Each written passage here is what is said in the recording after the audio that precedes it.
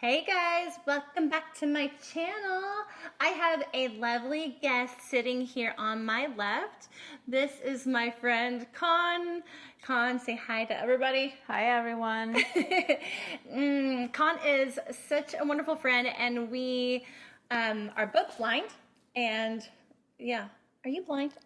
No, I'm actually not. I'm actually from another planet. But I just told you that I'm blind just because. Just because it makes me feel So that way we not could so just bad. connect. You Yeah, know, like I really just wanted to connect with. That's why you want to be my friend. Yes. No, I'm just kidding. Yes. We play around. We have so much fun. But no, Khanh is amazing. We met from my YouTube channel. Actually, I saw her in the comment section, and she messaged me on Facebook, and I responded to her, and that was it. And I could tell instantly when I would listen to her voice messages that she was someone I felt really comfortable with, and her laughter made me laugh, and I love happy energy, positive energy, and I need more of that in my life. And so I wanted to surround myself with her energy, and so we became friends. And over the past year, really the past year and a half, she has been such a voice of strength for me and encouragement through my seasons I've gone through. And she is someone that I truly trust with all my heart, and I love her, and I want you guys to hear from her because she was, she's going to tell you her story here in a second, but she was born blind and I went blind. So we have two different perspectives to give to you, and I thought that that's really cool because I've never been able to do that. I've talked to a lot of people who have been blind since birth, and I've asked questions, and she and I have been talking, and I've been asking her lots of questions because I'm curious about things, just because I wasn't born the way I am now. Both of us cannot see any light at all, and so today you're going to kind of hear from her. I'm going to ask her some questions, and she's going to just I'm going to give her the floor to speak and share. This is her first time.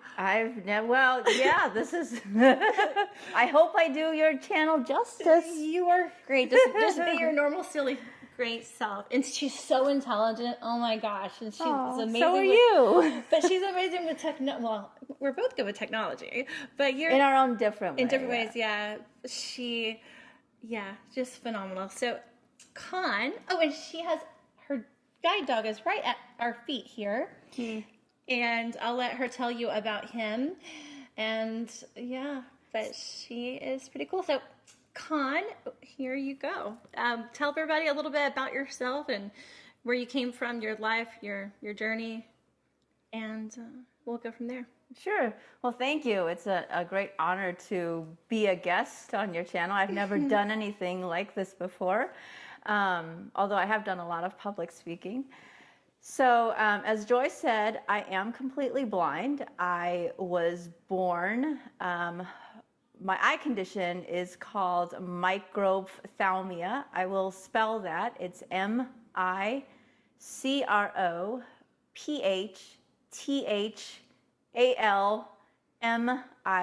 It is a very rare eye condition, and it is where all or parts of the eyes or eye are underdeveloped. So in my case, I have what's called bilateral microphthalmia, and some people have what's called monomicrophthalmia, where only one eye is affected. So microphthalmia can either be inherited genetically, or it can be acquired through factors such as the mother having taken certain types of drugs or being deficient in different types of vitamins.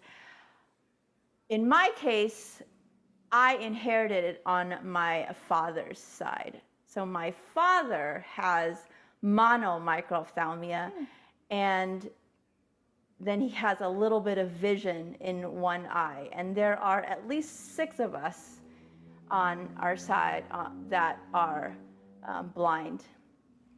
Wow. So before I continue, I just want to say that blindness is a spectrum. Exactly. And we have one end of the spectrum where a lot of people have a lot of functional vision, meaning that they can use their vision to navigate and to do, daily tasks. And all the way down to people such as myself and Joy, who are completely blind and have no light perception. And we are in the 10 or less percent. I always say that makes us so special. Yeah. We're special. Special. Yeah. But we are so we're so unique, and that's something I really do like. I mean, hey, that we're uniquely different, and most blind people do have some sort of vision. Yes. And it's also really important to understand that there is no one way to look blind. There's a misconception out there that says if you look at someone, you can tell that they are blind. In my case, you probably could. In fact, I'm positive you can, because I do not have any voluntary control of my eye movements, and it's very obvious also because my eyes are smaller. Yeah. I didn't know that. Yeah. So in my case, it's obvious, but not in a lot of cases. In fact, I would say that those of you watching this, you have probably encountered a lot more blind people than you realize, but you just didn't know it. Exactly. So that's really important to point out, because of the fact that people just don't realize that blindness is a spectrum. And finally, before I continue with my story, every person who experiences blindness, even if they have the same eye condition, is going to experience it very, very differently. And I feel like this is something important to point out, because in my experience and observation, many non-disabled and sighted people will ask questions like, well, what do blind people think? Or what do blind people do? Or they come to conclusions wherein they lump blind people into one category. And it's really important to recognize that just as every sighted person is different, every blind person is different. And I'm really grateful to Joy for having me on, because we are two very, very different people with very different life experiences. So the first 5 years of my life, I was born in Vietnam, and I lived in Vietnam until I was about 5.5. And I lived with my maternal grandparents in a very rural area of North Vietnam. And my grandparents did not know anything about raising a blind child. But what they did know very quickly was that I was a very intelligent and lively and curious and sassy and spirited little girl who wanted to explore her world and know everything there was to know. So they reasoned that even though my eyes didn't work, my brain did, and the rest of my senses did. So they proceeded to treat me as they treated their other sighted grandchildren. That's awesome. And this is the best thing that they did for me. So if you are a parent, or you know of parents that have blind or disabled children, I would say the best thing to do is to treat those children as you would any other child. Yeah, I agree. Yeah. So, yeah, I've had some questions for you. We were talking last night and asking, about, since you were born blind, like, how did you learn certain things? Yes. So what my grandparents did was they proceeded to teach me to see most sighted children learn by constantly watching their parents and the people around them. We call this incidental learning. But when you have a blind child that doesn't have any sight, you can't do that. So my grandparents would verbalize everything to me, and they would use my hands, and they would, for example, put my hands on their face. And So like last night I was asking Khan, I said, so how did you learn? I mean, this is something that I've really never thought about before. How did you learn how to smile? I mean, for all of my sighted followers out there, like you're probably thinking, oh, well, it's just natural. You just learn. No, we actually see it's a natural reaction or response, when we laugh at something. But to teach someone, oh, that thing that when you feel your face turn upwards, that's called a smile. And so I asked her, how did she learn how to smile? Like if say like, okay, Con, when you're a little girl, like here, smile for the camera. Well, if you're not taught like that's called a smile, then how do you know? Yeah, that's a really great question. And again, my grandparents, every time I would laugh, they would laugh with me, and they would say, "You have such a beautiful laugh." Or every time I would laugh and I would turn, my face would crinkle up into a smile, they would say, "You have such a beautiful smile." And of course, this was all spoken to me in Vietnamese, but that reinforced like that. yes.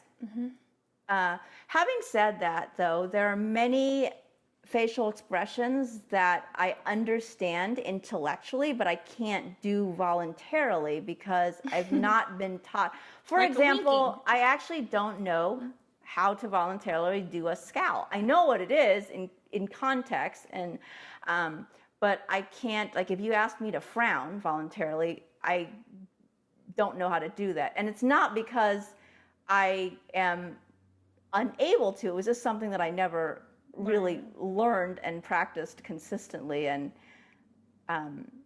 so, yeah, I think that's a really great question. And also, what about body language? Yeah, body language is another one of those that is very, very visual. And I can't say that I have mastered it the way that a sighted person or a person who's lost their eyesight later in life has. I do know some gestures, but it's not as natural for me to do it. Like I have to really think about it. Right. My grandparents did, for example, talk to me about posture. Like if we were sitting at a table and there were guests and I was talking to them, I was taught to sit up straight and to look in their direction. And they never shied away from using the words such as look, watch, and see, because that's what people use. And even though I can't visually look and see and make eye contact, the whole point was that I needed to face in the direction that the person is, the person I'm talking to. Like right now, I know that I'm not actually facing you directly, Joy. I'm facing towards the camera. And I can tell that you're looking at the camera. Yeah, right. But like when I turn and I'm talking directly to you, like right now. Absolutely. Yeah. Reach out and touch her. Yeah. I mean, I can see her head, and I'm doing this through sound. Yeah. Yeah. But I feel like I'm seeing her, by the way, as she's sitting here speaking.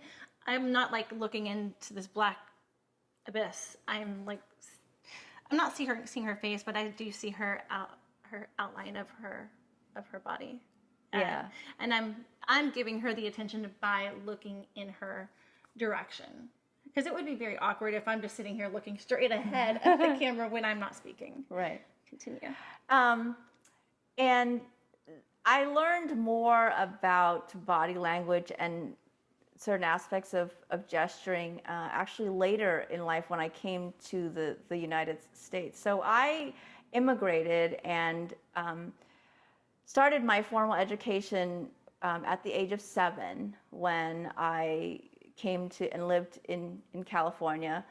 And one of the best things that happened to me was I auditioned for and was part of the San Francisco Girls Chorus.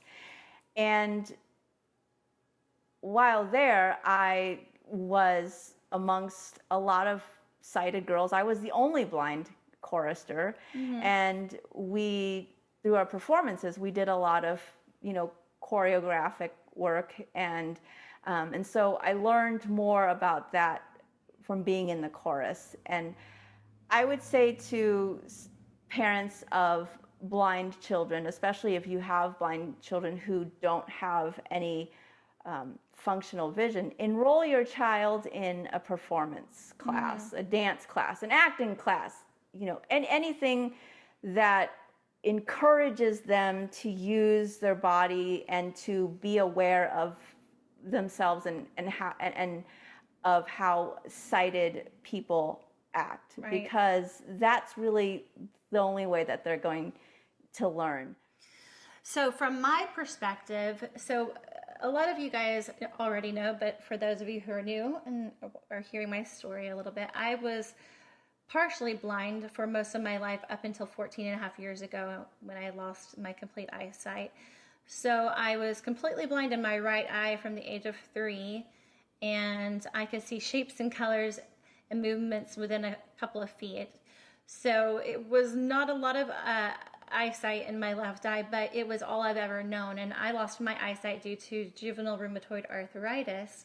Arthritis is the disease that affects joints, and it also affects the eyes, and it can affect the eyes. The inflammation goes from the joints, or it can go from the joints into the eyes. And when my parents found my eye disease, it was chronic in both eyes, and then they found it in one of my toe joints, but it was so chronic in my eyes. And then throughout my life, in my childhood, it progressed in my joints, and into my young adult life as well. It got much worse in my joints. And then,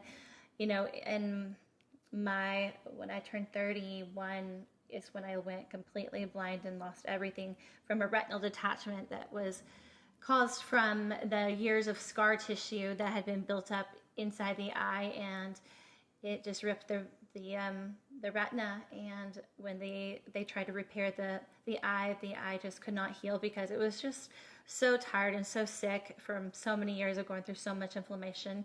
So I lost everything. So I have had the ability to understand the things that Khanh is talking about. Like I've been able to see like gestures, facial expressions. That's a little bit harder. That was harder. Winking has also been harder for me. I had to learn how to wink myself, like that, because I could not see eyes very well. So, but smiling, all those things were natural for me. Gestures, all that was natural for me. I used to, even with a little bit of eyesight that I had, I loved dance. And so I really feel like, even though I was good with my movements, I learned dance. I would have to learn by being really close, having someone right in front of me, and I would have to mimic them or feel them to learn. But even though I had some eyesight, I do believe for me, even being partially blind, that the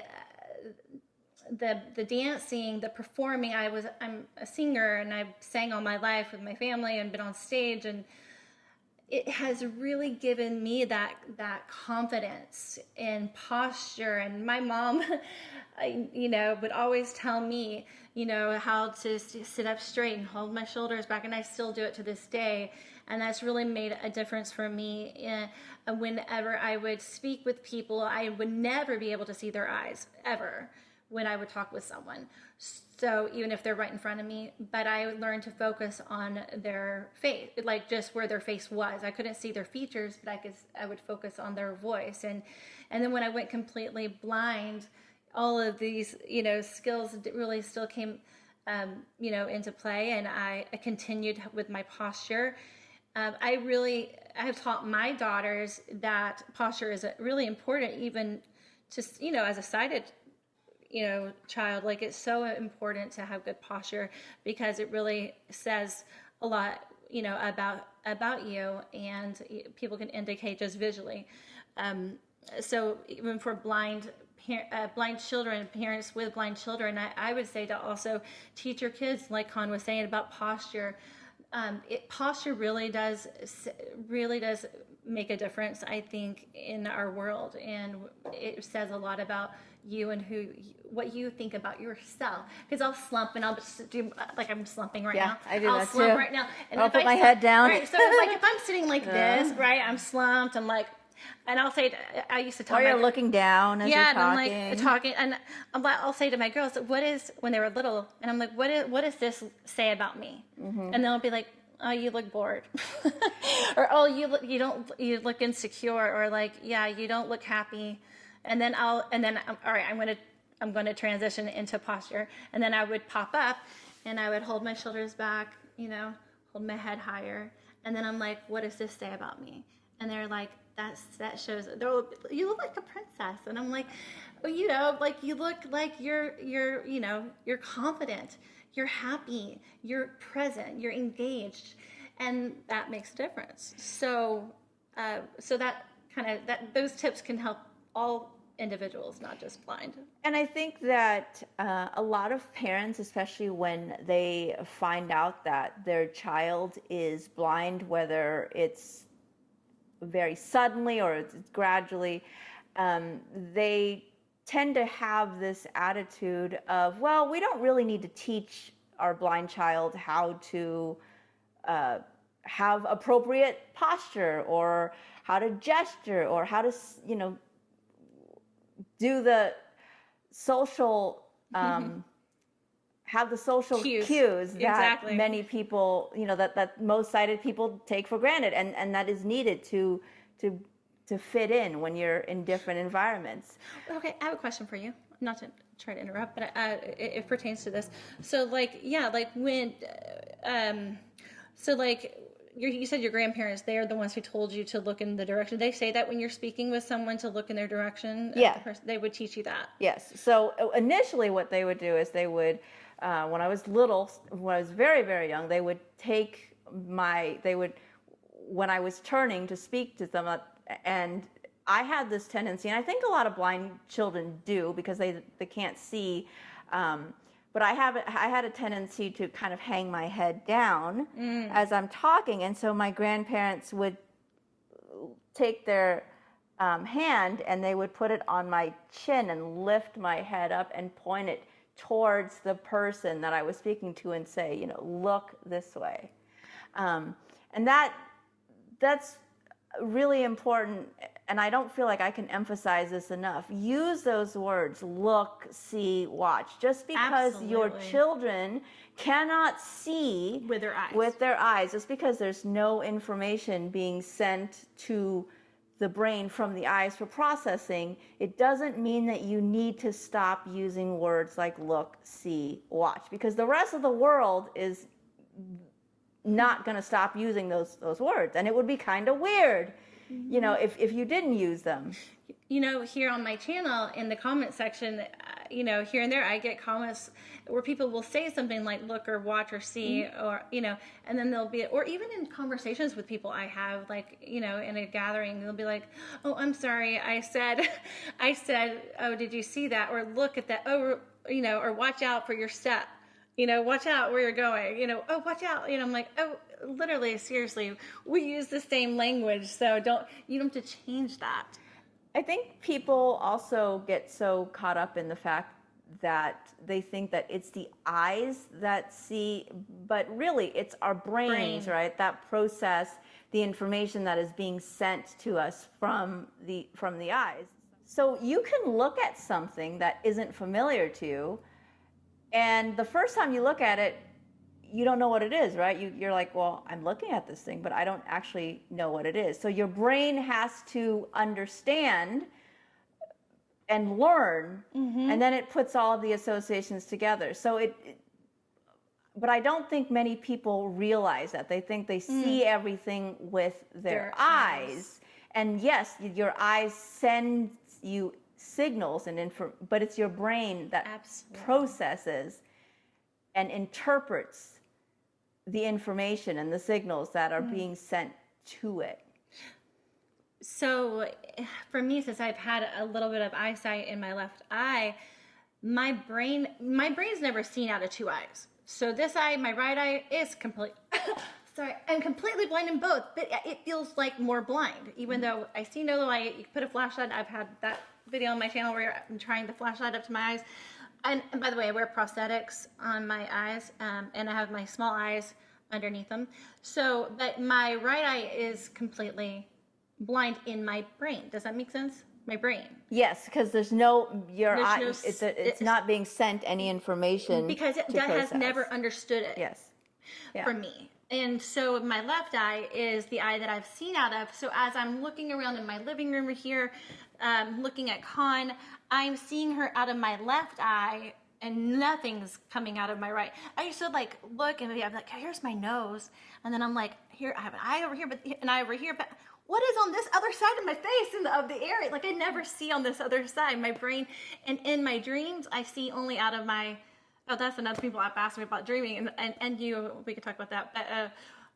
But yeah, I only see out of my left eye, and I can only see, even in my dreams, what I've ever seen in my life, because my brain cannot understand something it's never experienced. Right, yeah. So I dream either the sight I had or nothing at all, and I only dream like in sound and feelery, just... Those are things, yeah. So that's been so amazing for me, being even blind now for 14 and a half years with no light perception. I still can remember how everything used to look in my world, or, I remember rainbows. I remember, well, I never could see real rainbows in the sky, but I've seen them on paper. I used to draw them.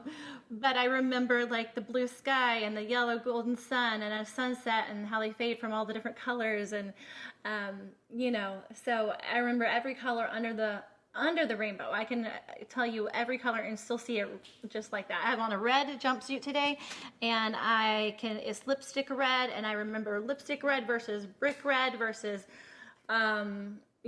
whether burgundy or whatever. And it's phenomenal how your brain just it sees. And, I feel that's why being blind like now, I don't even feel like I'm completely blind, just because my brain has learned how to see in other ways. It's really interesting to talk to you and others who have had vision, or even who do have vision, about things such as colors and rainbows, because I have a very visual brain, and many of you watching this may not make any sense, and it's really hard to explain.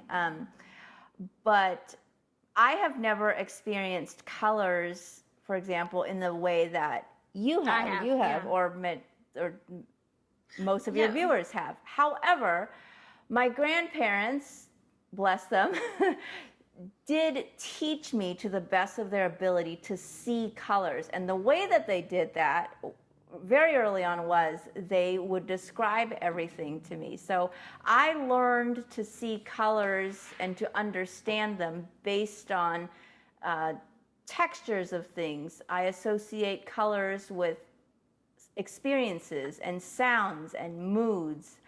I love that. Yeah, so for example, my favorite color is red. And for me, red signifies passion and fire and zest and strength. And I also associate it with the piano, which is my absolute favorite instrument. So it's really interesting to me to hear about other people's experiences, because those visual experiences I've never experienced myself, because I've never had that kind of information.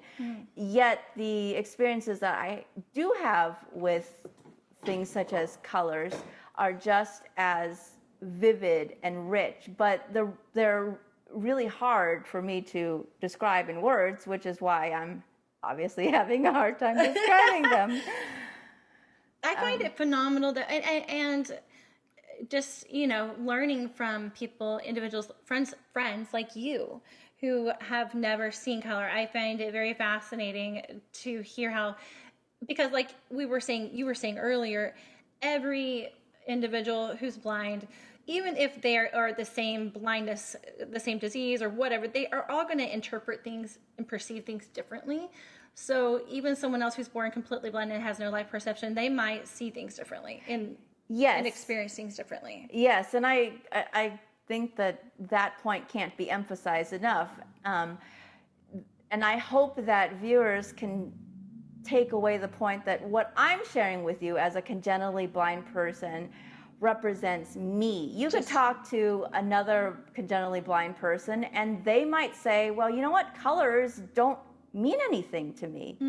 And the same thing goes for someone who's lost their eyesight later in life. Yes. They can say, I don't have any visual memories and I can't even remember colors. And so, right? It's the same thing. Yes. And I actually find it a bit frustrating because even though I've never seen colors and those very visual aspects of the world, my brain craves it because I know it exists. Me too. And, I love, for example, going out when there's a sunset or a sunrise. And I do get a lot of enjoyment out of it, out of the experience. But I do have moments when my brain says, okay, but there's a lot more visual information that's out there. And I want my eyes to send it to me so I can understand it. Absolutely. And yet I've talked to other congenitally blind people and they're just like, yeah, I don't know. It doesn't make any sense to me. So it goes back to that point again, that every person is going to experience the world differently. Yeah. Yeah, because we are all so different. Yeah. No one's the same. No one has the same likes and dislikes. And that's what makes us all unique. And just don't assume just because someone is, that's the thing that, okay, when I had my little bit of eyesight, I would be in like, I don't know, in a store and checking out. I remember I was telling you the story one day, and I actually had my daughters in a double stroller. I could push them in a stroller in a familiar area, like, down the sidewalk that I've gone down many times before. I was fine doing that because I could see the grass line versus the white of the concrete. I might not, and I could see the cars going by on the road, but I wouldn't be able to tell you what kind of car it was, maybe even the color. Would never be able to tell you any details on the car or that there was a person in it. But I could push my kids in the stroller, and I remember taking them to get ice cream and went up to the counter to pay for it, and I went to sign the receipt, and I asked this guy if he could point to the line because all I see is a white piece of paper. And I said, can you point to the line where I'm supposed to sign? And he goes, did you forget your glasses? And I'm like, no. I said, I'm blind. And I felt like, almost like, I don't know, it was weird to say I'm blind because everyone just assumes when you say I'm blind that you live in darkness. Right. And blindness is, like we said, a spectrum, and it's very broad. And he kind of laughed at me like, haha, right, okay. And I'm like, it was really frustrating. Well, I think you were talking about living in darkness, and I want to just share my experience with that because I was told that when I was born, I did have a little bit of light perception, but I don't remember it. But I was told that I love to look at really bright lights. But because I lost it when I was 4 months old, my brain just doesn't have any memory of it. So when people say, well, you're blind, you're living in the dark, well, from my experience, and again, I will just say my experience, and not anybody else's. And what I'm speaking of is mine. Yes. Yeah. I wouldn't say that I live in the quote unquote dark because I don't have any memory of seeing light or dark. So for me, light and dark it doesn't exist. And that is a very difficult concept for sighted people to comprehend. And I understand that. So just understand that it doesn't make sense to you, and that's okay. But for me, I do I live in the dark? I don't know, because since I've never seen light, how do I know what dark or light is? So whatever, we were in here last night hanging out, right? Yeah. And remember the girls came down there, Georgiana or Isabel, one of them, I can't remember. They said, y'all are in the dark, or there's no lights on. And we're like, yeah, we're good with that. Like, it's not bothering us. We can have a party in the dark, and we all navigate the same. It's really crazy. I can't even, so I have seen complete darkness, and I have seen the most beautiful lights. But in my world, if I know that it's daytime, I can imagine there's a glow coming from the windows and, wherever I'm at. Or outside, I can see a glow. I don't see it with my eyes. I can imagine it. My brain understands it. When I know that the lights are off, though, I cannot fathom pitch black. Okay. Cannot. Never can see darkness. And I will try to remember, Joy, what is it like to be in that vast, thick darkness that you could cut with a knife, where it's almost creepy, right? I cannot get there. Like, I just can't do it. And my world kind of looks gray, and through my brain, my mind's eye, it looks kind of just a gray look. And it's crazy. I can be in the shower. There's been so many times I've been, got my music on. I'm, curling my hair. I'm taking a shower. I'm singing, and then, my kids will come in and be like, "Oh, let me turn the light. I can't see. It's dark in here." And I'm like, "Oh, I thought I was in the light in here." It was so happy and bright in my head. Yeah. So, but it's just amazing. The things that we, even though we're so different, and have experienced such differences, we're so much alike, yeah. And I think the one thing that we can take away from all of this is that for us, like, again, speaking for us, what I love about Khanh and people that I do choose to have in my life, my friend Amanda, who you've seen in my videos, is helping us film. Amanda, say hi. Everyone. I love to be in the company, whether it's in person or online or on the phone. I love to be in the company of people who are positive and are happy, and who have purpose and who have joy. And even though we go through, right, Khanh, we have gone through some hard things and hard days, we are fighters. And I don't know if you guys can hear in her voice, but she's strong, and you can hear that she is truly confident, and and we can be this way even when facing such great adversity or challenges. And that goes for all of us, no matter what you're facing.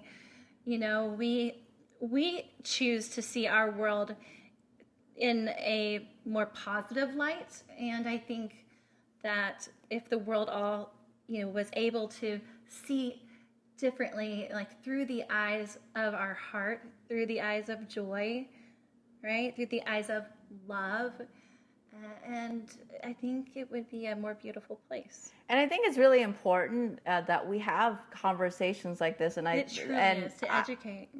So I'm really grateful to have the opportunity to have this conversation with you on video, for others to watch and hopefully think about, because every single one of us, whether you are blind or sighted, we all experience the world very differently. And I think it's really fascinating to talk to different people and to learn from each other. Absolutely. Yeah. One of the things that I find a bit frustrating these days, and really throughout history, is that blindness has been portrayed as this tragic thing. It's a curse. Yes. I actually grew up with that. That is for another video. Yeah, pity. And we have so many things that I love having blind friends that we can talk about these things that we all get. Like, But I think that, today, with the fact that we have the internet and we have social media, it can allow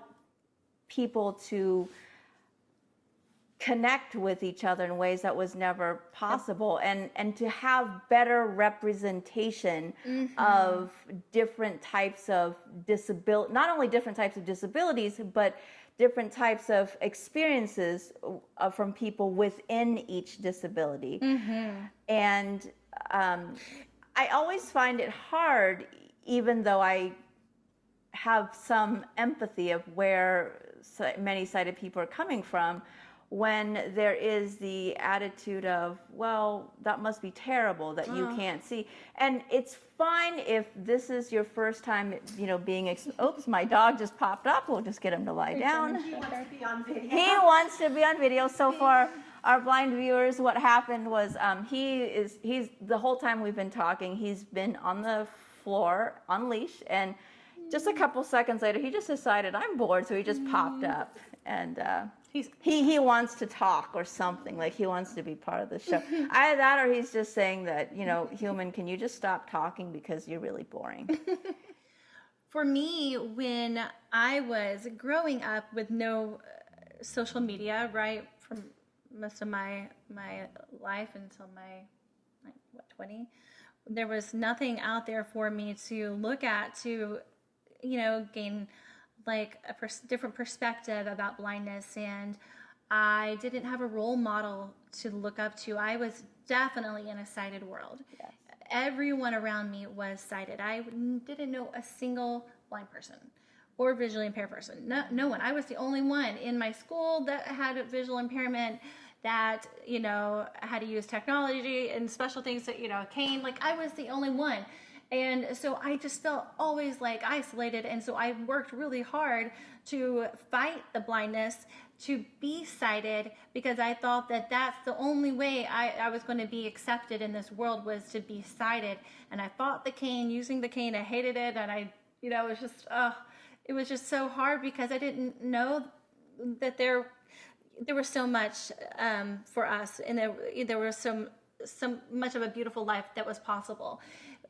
Even though without eyesight. And so I think that social media now, you know, with YouTube and having like channels like mine and others, really do help us, help the world and others who are going through the same thing, to gain a different perspective and strength and encouragement. And we need better, more representation of blindness and disabilities. And I know that this has been said on many other disabled creators channels, but I feel like it can't be emphasized enough.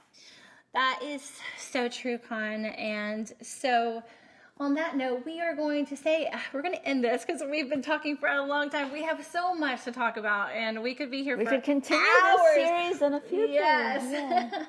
We might do another video and post it later. I don't know. So, but yeah, Con is from Wisconsin, and so it's like she's come to visit me, and she's flying out tomorrow. And I am truly going to miss her, but it's just been such a wonderful time. But you're going to come back out and see me.